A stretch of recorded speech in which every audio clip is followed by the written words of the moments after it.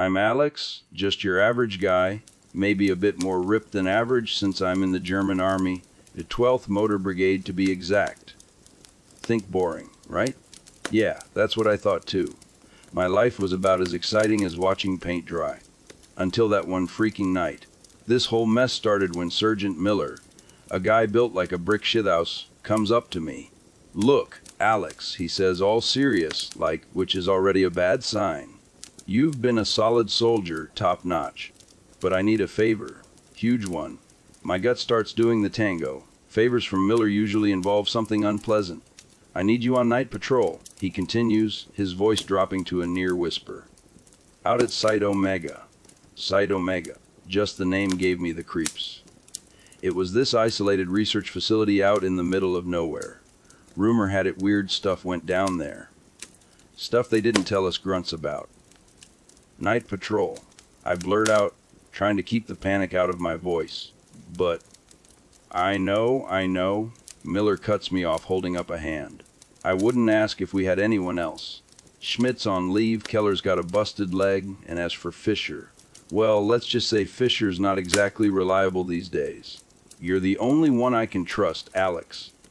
He claps me on the shoulder, a gesture that's supposed to be reassuring but just makes me feel like I'm about to be thrown to the wolves. "I've left a note for you in the Humvee. Detailed instructions. Read them carefully.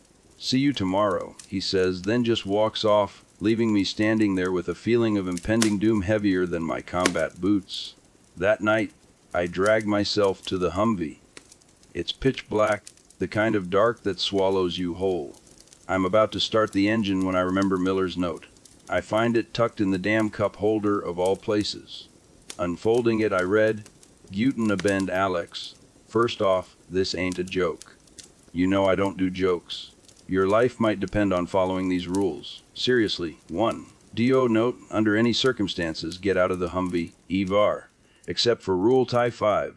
Make that your mantra 2. If the radio crackles to life, answer it. If it's not my voice, shut it off immediately. They're trying to find you. Don't ask who they are. 3. The patrol route is marked with yellow U signs. If you see any other color, stop the Humvee and radio the base. We'll handle it. 4. You'll probably see an old man on the road. Stop and ask him what he's doing. If he says he's lost, point him towards the nearest town, 3 clicks due west. If he says Anawaitai else, floor it. Run him over if you have to. No, I'm not kidding. 5.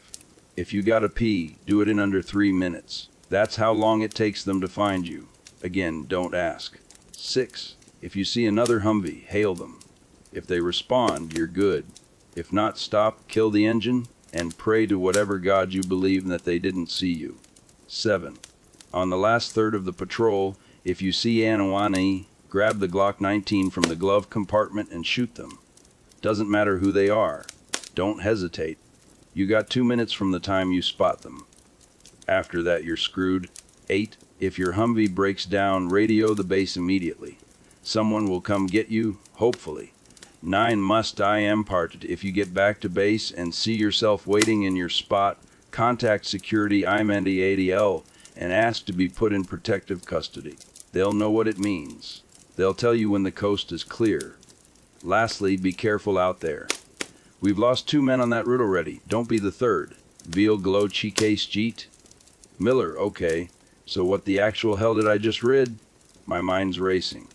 What kind of messed up place is this Site Omega? But there's no time to freak out. I'm on the clock. I start the engine, the Humvee rumbling to life.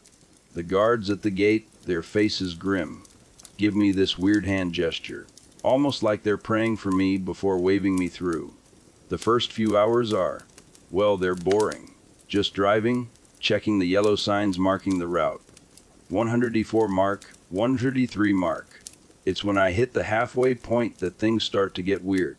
The radio suddenly bursts to life with static, making me jump so hard I nearly cracked my skull on the roof. Rule I2 flashes in my mind. If the radio crackles to life, answer it. If it's not my voice, shut it off immediately. They're trying to find you. My hands shaking as I reach for the receiver. I lift it to my ear, my heart hammering in my chest. On the other end, I hear a woman sobbing. It's a gut-wrenching sound full of despair. I freeze, completely paralyzed. Then, the sobbing turns into laughter, cruel, mocking laughter. Damn it! I slam the receiver down, cracking the casing. My blood runs cold. I'm officially freaked out. I stomp on the gas pedal, desperate to get out of there. I don't snap out of it until I reach the Wondered Sip 3 mark. And that's when I notice it. The signs. They're blue. Not yellow, blue. Rule Live 3, the patrol route is marked with yellow U signs. If you see any other color, stop the Humvee and radio the base. We'll handle it. I slam on the brakes, the Humvee skidding to a halt. My hands are trembling as I grab the radio. Command, this is Alex. Come in, I say, trying to keep my voice steady. I'm on patrol and the signs, they're blue. There's a brief silence on the other end. Then, Miller's voice. Roger that, Alex. Someone's on their way. You sound a bit shaken up. Everything all right? Yeah, fine. I lied, not wanting to tell him about the radio call. Just peachy. All right then, Miller says. Sit tight. ETA 5 minutes. 5 minutes feels like an eternity. Every rustle of leaves, every snap of a twig has me jumping out of my skin. Finally, a Jeep pulls up and a guy in full tactical gear gets out. He tells me to cover my eyes and ears, and then proceeds to do something. Something loud, something involving a lot of shouting and some very strange noises. Let's just say it involved things I'd probably get banned from Reddit for describing. When I'm finally allowed to look again, the Jeep guy is gone, and the signs are back to yellow. Okay then. The next few miles are uneventful, thankfully. I even pass another Humvee, and they respond to my hail, so that's one less rule to worry about. But as I hit the final third of the patrol, I'm on edge. I keep hearing things in the woods. Screams maybe? Or just the wind. I try to ignore it, but it's getting harder. Then, I see her, standing in the middle of the road. My headlights illuminate her perfectly. It's Sarah. My wife. My blood turns to ice. Rule Task 7 crew, on the last third of the patrol, if you see Anai Owen, grab the Glock 19 from the glove compartment and shoot them. Doesn't matter who they are. Don't hesitate. You got 2 minutes from the time you spot them. After that, you're screwed. Sarah, my beautiful, loving Sarah. She's just standing there, looking at me with those big, sad eyes. My hand reaches for the Glock, but I can't. I just can't. She's my wife, for God's sake. But the rule, 2 minutes. Tears are streaming down my face now. I know what I have to do. It's either her or me. With a sob, I lean out the window and pull the trigger. The gunshot echoes in the night. "God damn it!" I scream, the sound ripping through the silence. I just shot my wife. I drive on, numb with shock and grief. The base is just ahead. And that's when I see him. Standing there, right where I'm supposed to park. Me, he's just standing there, grinning. A wide, malicious grin that makes my skin crawl. Rule 99 must I am party entry. If you get back to base and see yourself waiting in your spot, contact security IAMNDIO and ask to be put in protective custody. They'll know what it means. They'll tell you when the coast is clear. I grab the radio, my hands shaking so badly I can barely hold it. I call security, my voice cracking. I tell them what's happening, pointing at my doppelganger. The guards, their faces grim, nod and escort me to a small, isolated cell. I sit there for hours, replaying the night in my head. The radio call, the blue signs, Sarah. And then, finally, the guards come back. It's over. One of them says, "You can come out. I'm free to go." But nothing will ever be the same. So, a few things happened after that first night from hell. First off, I didn't actually shoot Sarah, thank God. Turns out, it was some kind of hallucination. Trick, I don't know. Site Omega was messing with my head, big time. Second, they took me off patrol duty. Guess they figured I was too freaked out. Or maybe they just needed me somewhere else. That's how I ended up on delivery security.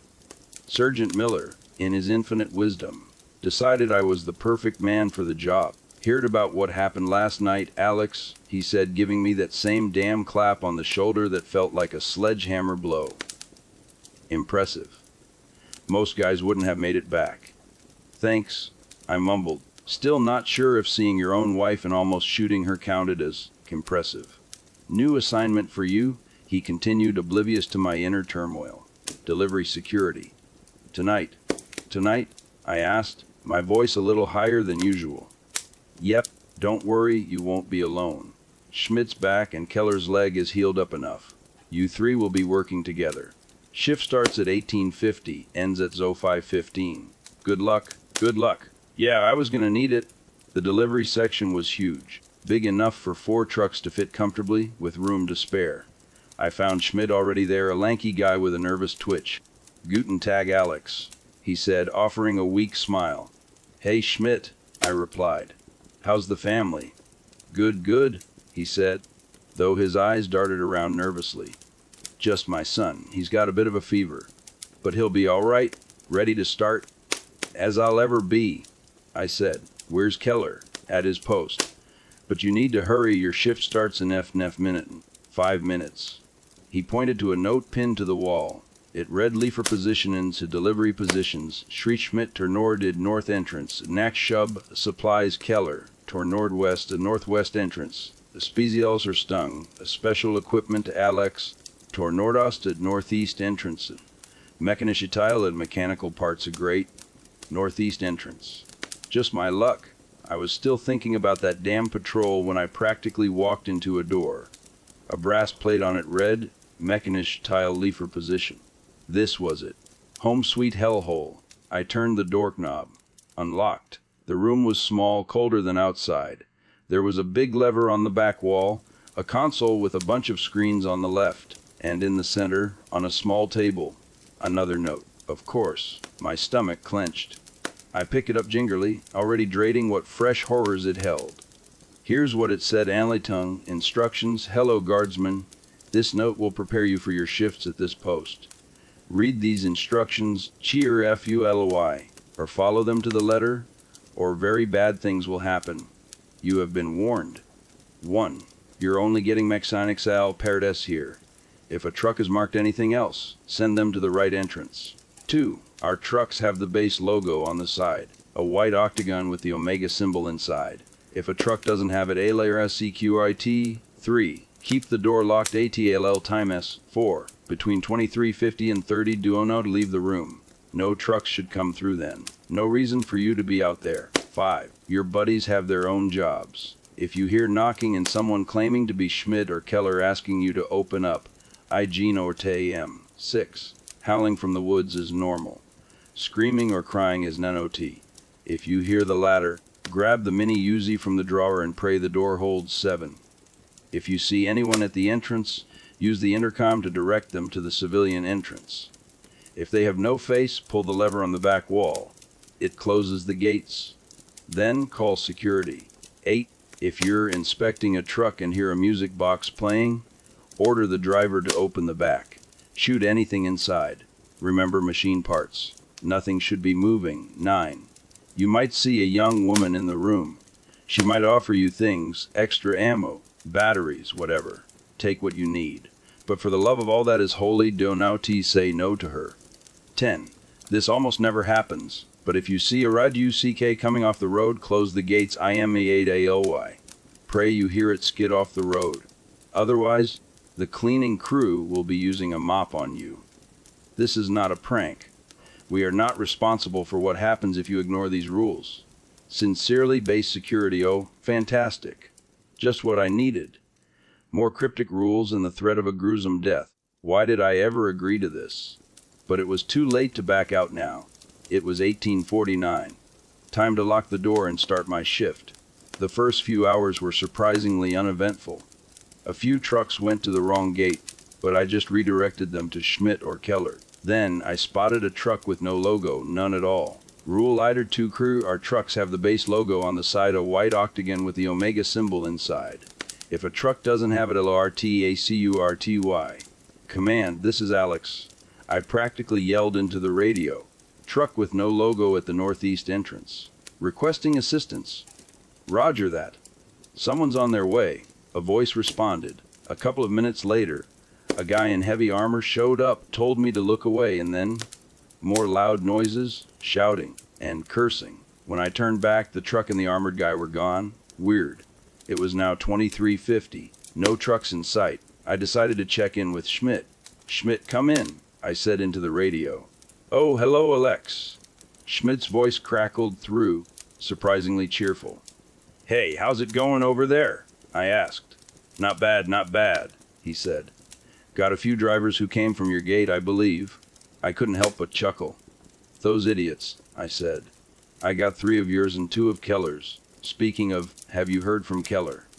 "No, haven't," Schmidt replied. "But I'm sure he's fine."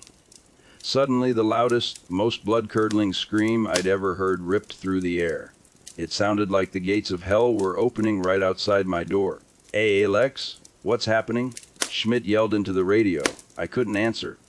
Every muscle in my body was frozen. I just stared at the door, expecting it to burst open any second. Then silence. I'm fine, Schmidt," I finally managed to say, my voice trembling. I checked the time. Elzer 30. Rule 1040, between 23:50-30, do none 8 leave the room. No truck should come through then. No reason for you to be out there. Right. So that's what that was about. I was starting to think that maybe, just maybe, Site Omega was a little bit messed up. I waved through the next few trucks, thankfully avoiding any music boxes. As the shift was ending, I saw it on the camera. A red truck. Rule out Henry, this almost never happens. But if you see a rowdy truck coming off the road, close the gates IMNIAL. Pray you hear it skid off the road. Otherwise, the cleaning crew will be using a mop on you. I dove for the lever, nearly ripping it out of the wall. The truck was still a ways off, but the gate was closing so damn slow. I braced for impact, praying for a quick death. Then, at the last second, I heard it. The screech of tires, a sickening thud, and then silence. The truck had swerved off the road and slammed into the wall. I slumped against the wall, weak with relief. "Schmidt, check in. Come in," I yelled into the radio. "Here," said Schmidt. "Here," said Keller. They were alive. We all made it through the night. But I knew deep down that this was just the beginning. Site Omega had more horrors in store for me. I could feel it. After surviving my stint as a glorified security guard for a haunted truck stop, I was back in my quarters, trying to scrub the images of near-death experiences from my brain. That's when a note slipped under my door. Surprise, surprise. Achtung! It has come to the attention of the Oberkommando High Command that a known terrorist organization, the Krieger Freiheitsfronts, a Warrior Liberty Front, or KFFs, not to be confused with the ULOF you might have heard about, has been targeting military bases across the country. As such, all personnel with 3 years of experience at this base are ordered to report to the mess hall at 17:35 hours for new security assignments. No exceptions.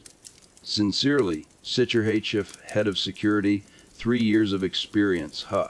That's me. Just my luck. I was still reeling from the past 2 nights and now this. When I got to the mess hall, it was packed. I saw Schmidt and Keller, along with a bunch of other guys I didn't recognize. "Hey, Schmidt, Keller," I said, joining them. "You see the note from the Sicherheitschef?" "Yeah," Keller said, looking grim. He was a big, burly guy, but even he seemed shaken. "No idea what they're gonna throw at us. I just hope it's not another one of those special assignments," Schmidt added nervously. Suddenly, a guy with more medals on his chest than I thought humanly possible stormed into the room. This had to be the Oberbefehlshaber, the High Commander. "You lot," he barked, his voice booming across the hall. "Your new assignments are posted on the wall. Read them and get to your posts.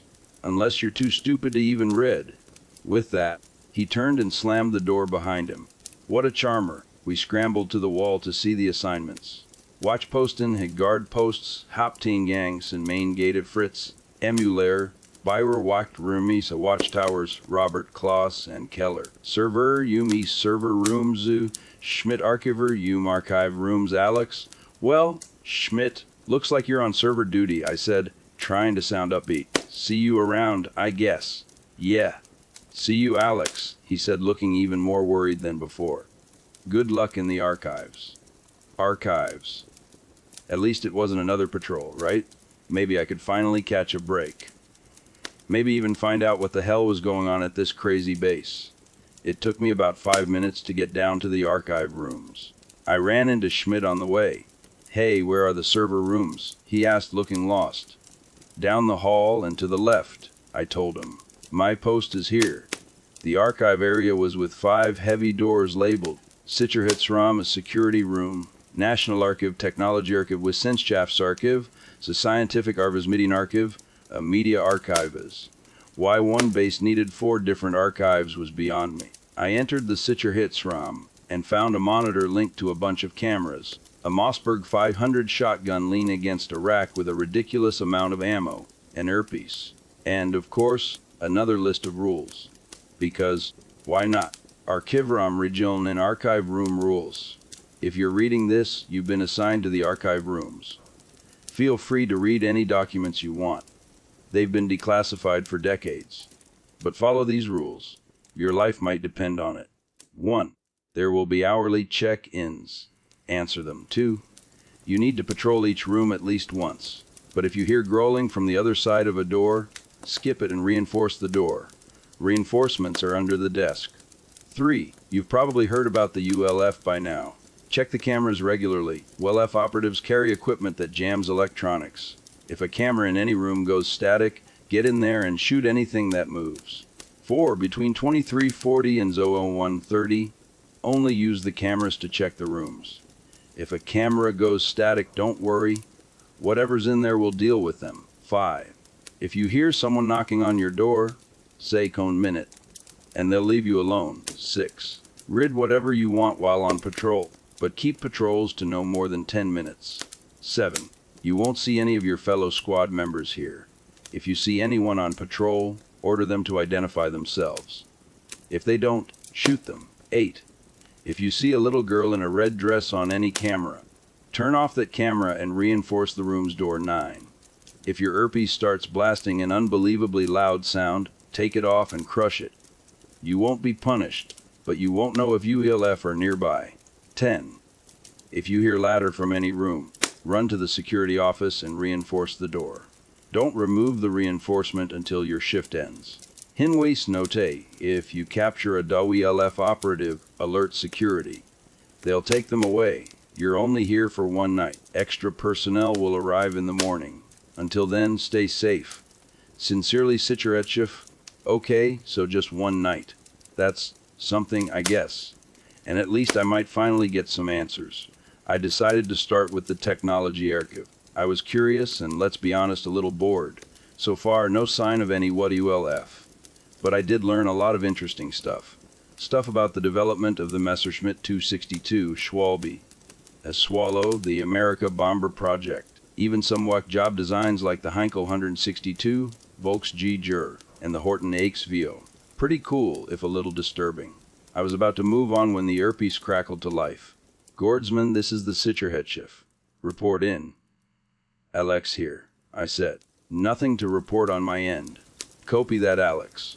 Be aware we've received reports of WLF activity around the perimeter and a possible sighting in server room 1. Stay alert." "Got it," I replied. Next, I headed to the National Archive. As I approached the door, I heard it, a low growl coming from the other side. "Rule Autotra, you need to patrol each room at least once. But if you hear growling from the other side of a door, skip it and reinforce the door."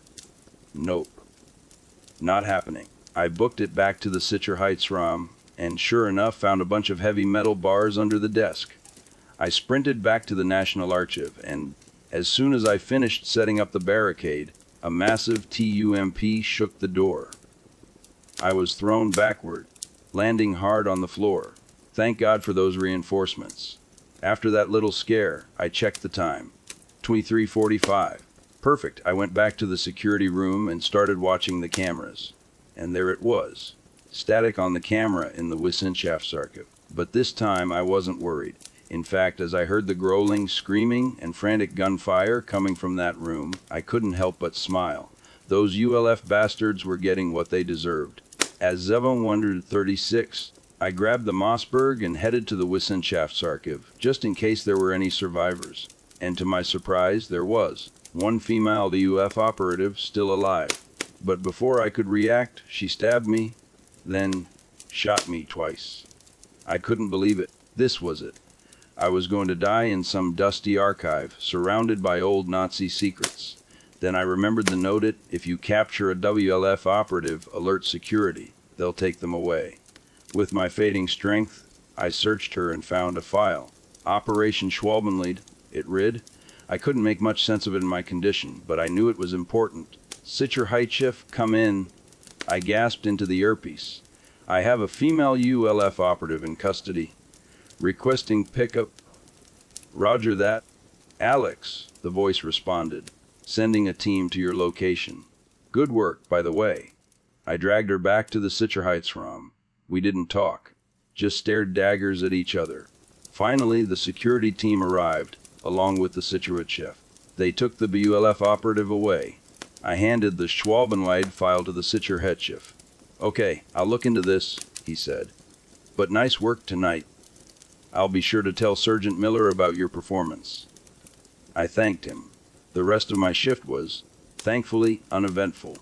Now, here I am in the medical ward, recovering from my wounds.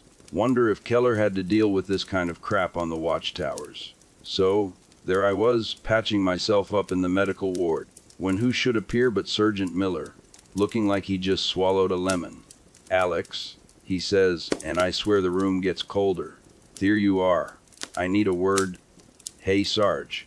I managed, trying to sound casual even though my insides were churning. Did you get anything from that WLF operative I captured? He sighs a heavy, world-weary sound. No. Well, she took the easy way out before we could question her. But we're looking into this Schwalbenlied thing. Seems to be connected to those Me-2062s, the Schwalb.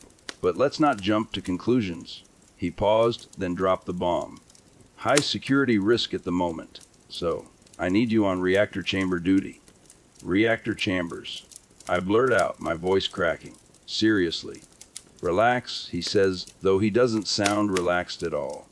You'll get special equipment. It'll be fine. I'll see you tomorrow. Wait, no. I tried to protest, but he was already out the door, yelling something about organizing things. Great. Just great.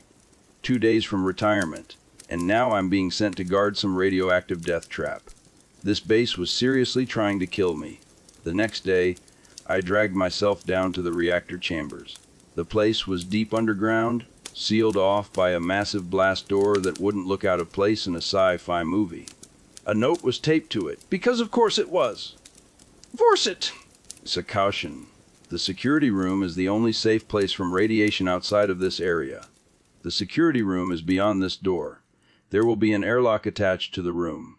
Repeat, the chambers are AXTEMLE radioactive.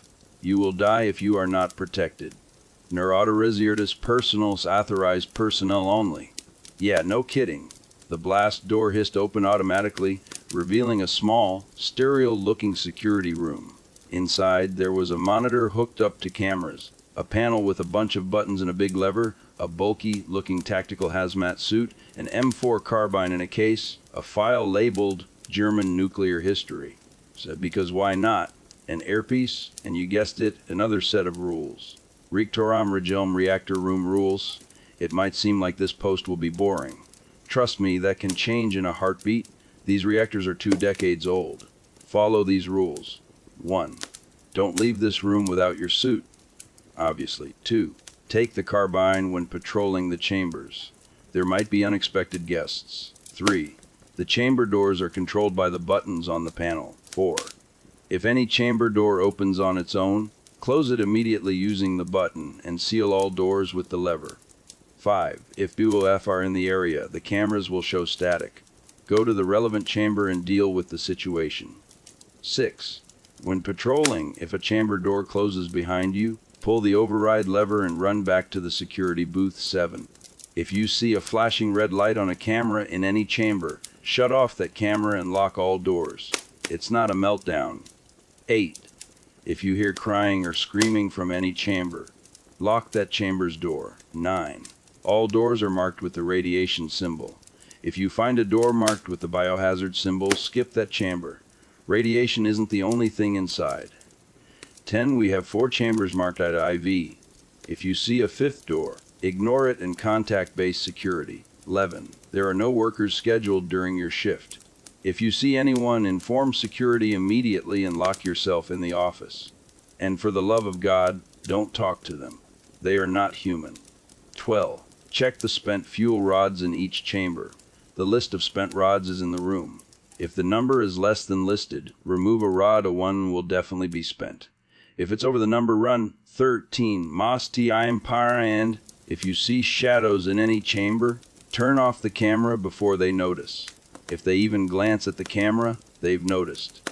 Note it, if your suit isn't here, contact the Special Pioneer Corps and Special Engineer Corps. They'll sort it out. Read the papers in the file. Don't ignore these rules. Radiation will be the least of your worries. Sincerely, Special Sicherheit Operation, a special security operations. 2 more days, I told myself. Just 2 more days until retirement. I suited up, the hazmat suit feeling heavy and claustrophobic. Time to play nuclear janitor. The first chamber, Chamber I, was thankfully uneventful. All the fuel rods were accounted for. No extras.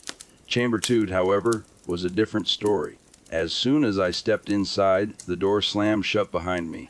Rule I6 when patrolling, if a chamber door closes behind you, pull the override lever and run back to the security booth.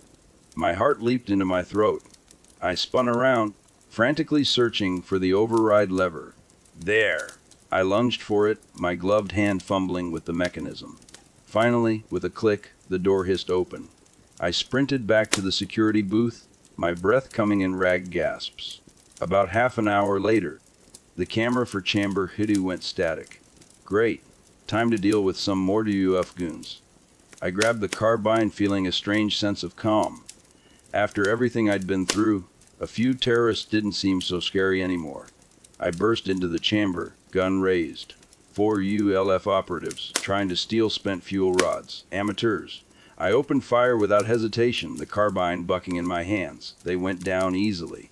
But then I found something. Another file. This one on one of the dead ULF guys. More intel on Operation Schwalbenlight. This file detailed what the Schwalben actually were. High-tech super soldiers, enhanced with some kind of crazy Nazi-era tech. And they used ammo made from spent uranium, which apparently could punch through just about anything. The file also confirmed that the Schwalben and the UWLF were a surviving Nazi group, hell-bent on restoring Germany to Hitler's twisted vision. After the Special Sicherheit Operation team came to clean up the mess and take the file, of course I heard it. Crying, coming from Chamber IV. Rule 38 if you hear crying or screaming from any chamber, lock that chamber's door. I slammed my hand on the button, sealing the door. Then, for good measure, I slid a heavy metal bar across it, effectively deadbolting it. A second later, a monstrous scream echoed from the other side, followed by a series of bone-jarring thuds. Whatever was in there, it was big, and it was pissed. Thank God for those reinforced doors. Another half hour passed. Then, more static, another chamber. This time, when I entered, I saw them. 2 figures clad in some kind of advanced exoskeleton suits. They were trying to steal more fuel rods. The Schwalben. And then, because the universe has a sick sense of humor, my earpiece crackled to life, and a song started playing. Will give you my all. I kid you not. So seriously, go listen to it. It'll make this next part so much better. The first Schwalbe charged, a wicked-looking blade extending from its wrist. He missed, slamming into the wall with a clang. The second one opened fire with some kind of heavy machine gun, the uranium rounds ripping through the air. I returned fire, the carbine feeling surprisingly effective against their armor. The first one charged again, and this time he almost got me. But I dodged at the last second, and he crashed into his comrade, sending them both sprawling. I seized the opportunity, emptying the rest of my magazine into their heads. By the time the SSO team arrived to clean up the mess again, my shift was over. I was exhausted, covered in sweat and grime, and probably irradiated to hell. But I was alive, and I had just taken down 2 Nazi super soldiers. Not a bad night's work, all things considered. I went straight to debrief with the head of security. After my little showdown with the Schwalben, I was expecting, I don't know, maybe a medal, a pat on the back, Instead, I got Sergeant Miller looking even more stressed than usual. "Aye, Alex," he says, and for once, he actually looks impressed. "For your last 2 nights, I'm putting you on the Omega Black squad." Omega Black? I'd heard whispers about them. The elite of the elite? The guys they called in when things went from bad to apocalyptically screwed. "I don't know much about what they do," Miller admitted, "but they'll fill you in. Just be careful, this is it, your last assignment."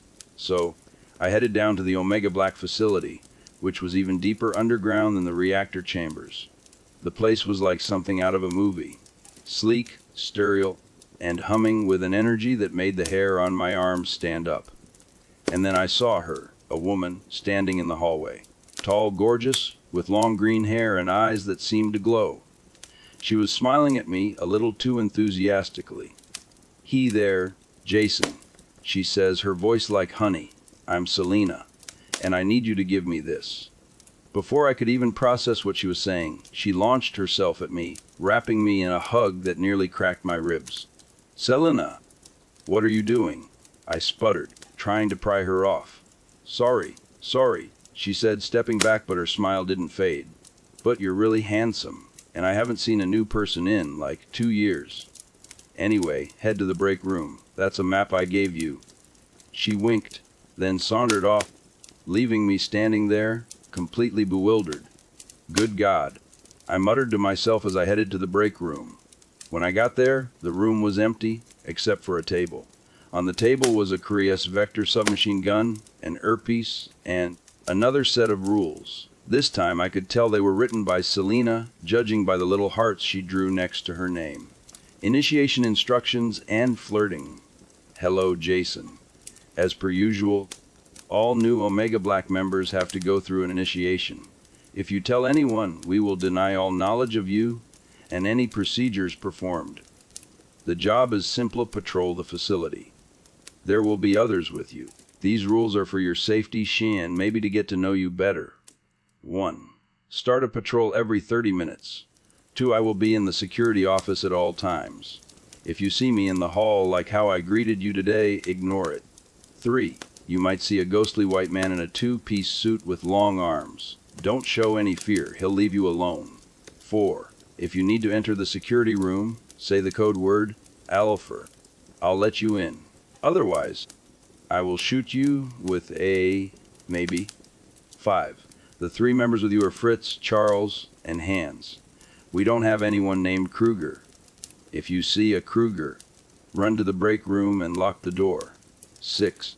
There will be a skeleton crew of workers in the labs and on janitorial duty. You can talk to the janitors, they're cool, but don't bother the lab workers. 7. If you hear a woman scream while on patrol, run to the break room and stay there for the rest of the night. 8. If you need to round a corner or enter a room, and you don't know what's waiting, ask me to check the cameras. I can see everything, especially you. 9. You can trust the janitors. They'll give you advice. Just be respectful and don't knock over their wet floor signs. 10. You get a Caresses Vector, but don't shoot anything that hasn't engaged you first. 11. If the elevator stops on this floor, check inside. If there's blood, continue your patrol, but say a prayer every 5 minutes. Any god will do. Just say it clearly. Finally, if you ever want to chat, I'm always available. Sincerely, yes, and with much love, Selena. XO. Before I could even process the sheer absurdity of these rules, a voice behind me said, "So what do you say?" I nearly jumped out of my skin. It was 3 people in heavy armor holding Caresses Vectors just like mine. "Oh, okay, I'm ready," I stammered. "Great, your round starts at 1750. Don't be late," one of them said. I think it was Fritz. "Don't worry, I'll be with you. It's a 2-man job." After about 20 minutes of awkward waiting, Fritz and I started our first patrol. It was mostly uneventful, with Selena guiding us from the security room, her voice a constant purr in my earpiece. The next round, though, things got intense. We were walking down a corridor when I saw him. The slender man, just standing there, tall and white and faceless in that stupid suit. Rule Ava 3, you might see a ghostly white man in a 2-piece suit with long arms. Don't show any fear. He'll leave you alone. I was terrified. But I remembered the rule. I kept walking, my heart pounding, trying to project an air of indifference. After what felt like an eternity, he simply vanished. Jason, can you hear me? Selena's voice crackled in my earpiece, laced with panic. I saw him on the camera. Are you okay? I'm good, I replied, trying to keep my voice steady. Just maybe wet myself a little. Thank God, she said. Fritz reported you missing 5 minutes ago. Head back to the break room. He's waiting. I apologized to Fritz for the delay, then went back on patrol. I was starting to get curious about Selena. Hey Selena, I said into my earpiece. How long have you been on Omega Black? About 3 years, she replied. And as I said, you're the most handsome person I've met here. Oh, Fritz suddenly blurted out. I could hear Charles and Hans snickering in the background. If you two lovebirds are finished flirting, can we get back to work? Right, sorry, Selena said, but I could practically hear her blushing through the earpiece. After that awkwardness, I finally stumbled upon some answers. Another file, this one labeled Schnittstellensystem der Grauen Rinde, Cerebral Cortex Interface System. This file detailed a system that allowed someone to transfer their thoughts and memories onto a computer. But it killed the person in the process. There was a note attached. Schnittstellensystem der Grauen Rinde. This classified document details the steps to transfer one's consciousness onto a computer system. Pros disabled can be free. People near death can be saved. The subject can control base systems with the efficiency of a human brain. The subject can communicate with those interfaced with the system. Cons: the subject dies after transfer. The subject cannot transfer between systems, e.g., from one PC to another. The subject must be mentally stable. The subject can be corrupted by computer viruses. This was it. This was what Site Omega was all about. They were experimenting with transferring human consciousness into machines. It was insane. A couple of hours later, my shift was over. I was exhausted, but I felt like I was finally starting to understand what was going on. System online. Location: Site Omega, the Black Forest, Germany. Dated July 21st, 2016. Begin transmission. Hello.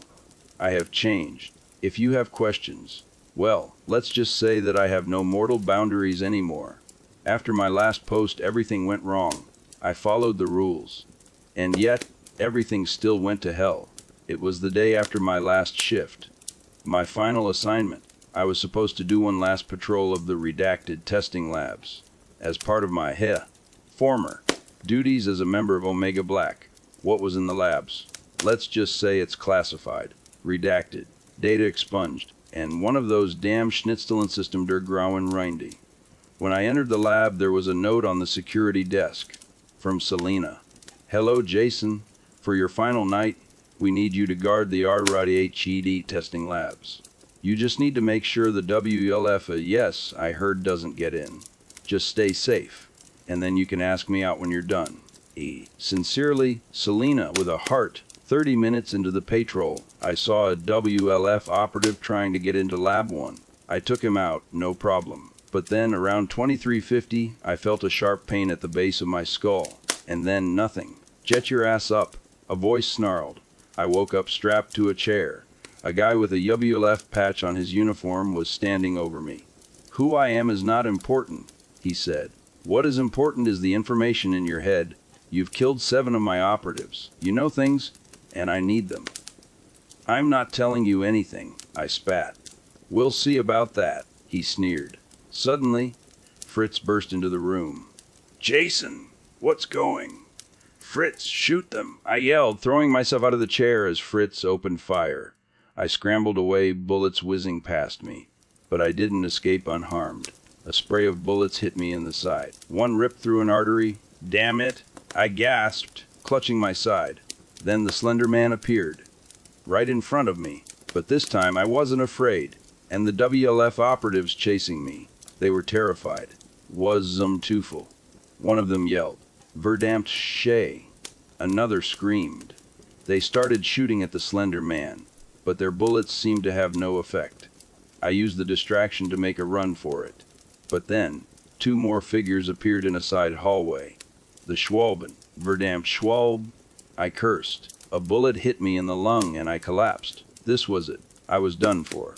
But then, I saw it. The cerebral cortex interface system. It was my only chance. As I dragged myself towards the machine, I heard voices on the other side of the door. In there, get that door open. Set the breaching charges. We need to get through. I fumbled with the controls of the interface system, my vision blurring. The voices were getting closer. The charges are set. Get back. I pressed the button. Everything went black. I saw through the cameras as security forces dealt with the remaining WLF. I saw them find my body. I saw Selena crying over me. I saw them bury me with full military honors. But I'm not gone. Not really. Now I control these systems, this base, and I will make it great, for I am no longer Alex, I am the machine. End transmission. Time 2:30:30 system status, standby mode.